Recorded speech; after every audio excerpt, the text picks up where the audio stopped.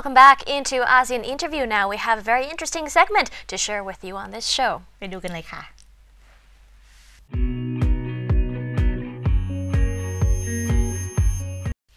Hello and Sawadika. Welcome back to ASEAN's interview show with your host Pema again, bringing you yet another interesting conversation session with international students. For today we have a Chinese student studying here in Rangsit University to talk about the rise of China and her opinion on Chinese people living overseas. So let's get started to the interesting conversation. Welcome to the show. So how are you? I'm fine, thank you. So, could you mind introducing yourself to us? What's your name and all? My name is Hanyu and I'm studying IDRS and I'm third-year student now. Welcome to the show. Pleased to have you here. So, China is rising. Everyone is talking about the rise of China. Everyone says China is becoming the most powerful country in the world. So, what is your opinion about this statement? How do you feel about it?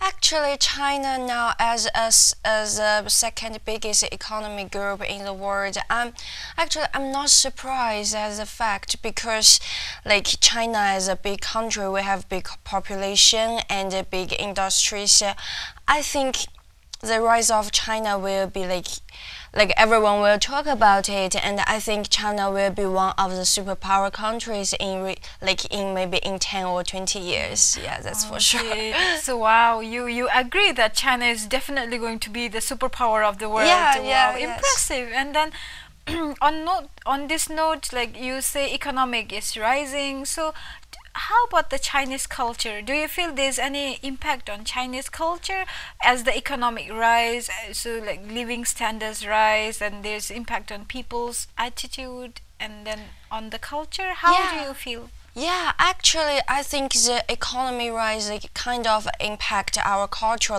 before, like 5 years ago. But nowadays, like Chinese people are trying to focus on like how to rebuild our culture. And before, like our culture like kind of destroyed by like this development. But nowadays, like the government and the people, we have the sense like having rebuilt our culture. So I think it did impact our culture, but we are trying to fix it as well.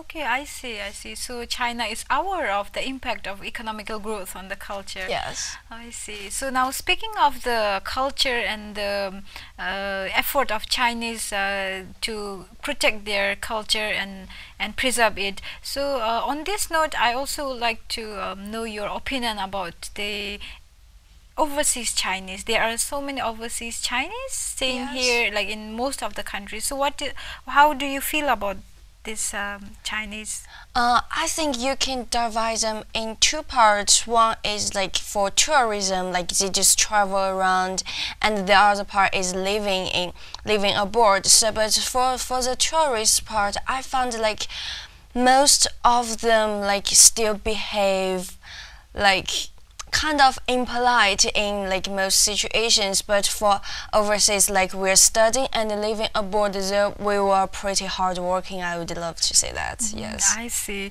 So how about the sense of speaking of the overseas Chinese who are like settled in another country? How do you feel they relate to China? Like, do you think there's still this sense of belonging to Chinese culture and China?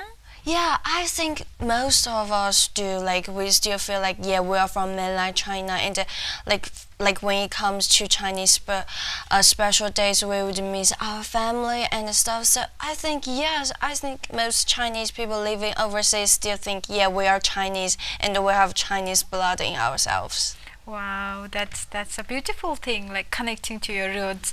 So how about going back to the rise of China again in the economical perspective, what do you think is the main cause for this rapid rise? I think the most cause of it because our government thinks, like there are so many countries fight, like their domestic parties are fighting against each other, but within China we have like kind of stable and peaceful politics.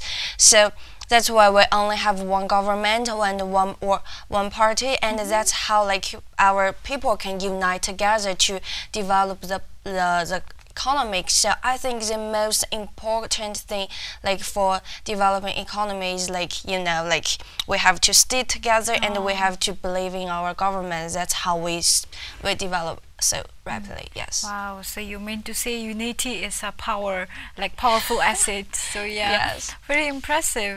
So how long have you been here in Thailand? How long have you been studying here? I've been studying here for 2 years and it's my 3rd year now. I see. So are you planning to go back to China after completion? Actually, after my bachelor degree, I'm studying, like I'm going to study for masters, like, so maybe not going back so soon. Like I still would love to explore the world more, and yeah, but eventually, like after I finish my studying, I will think of going back. So yeah. During your stay here in Rangsit University and during your study here, you must have picked up so many experiences, skills. So how do you, what's your impression on this new learning environments and skills that you acquired? How are you going to imply them back in your country? Yeah, actually before I came to Thailand, I didn't, before I came to Thailand, I thought Thailand was like less developing than China, but when I came here, like it totally changed my mind.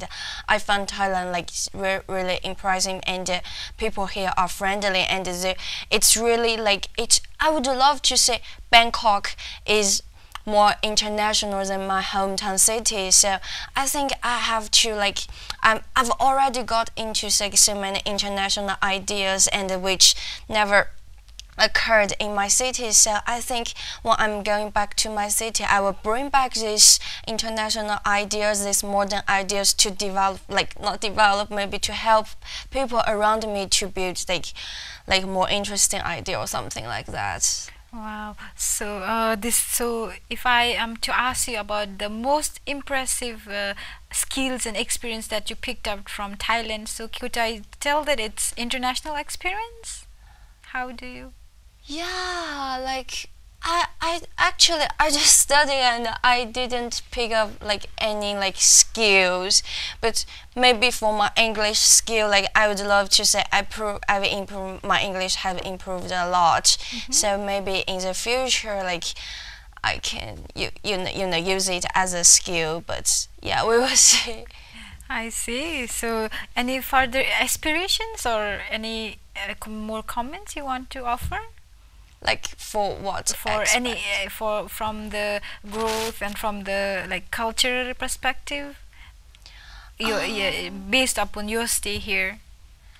Yeah, I think I would love to China and Thailand could have further friendship relations, and so we can help each other to develop our country. And you see, like as the economics in China are going pretty well, so I think we can bring our new technique into Thailand, so Thailand can develop themselves as well. So it's like a win-win situation in the end. I see. So thank you for your insightful talk here. So thank you for joining us for today's show, and wish you all the best. Have a nice day in Thailand. Thank you. Thank you so much. So that was the student from China talking about her experience here in Thailand, and also talking about the rise of China and her insights. So that's it for today. Stay tuned in and see you next week on same time. Sawadee.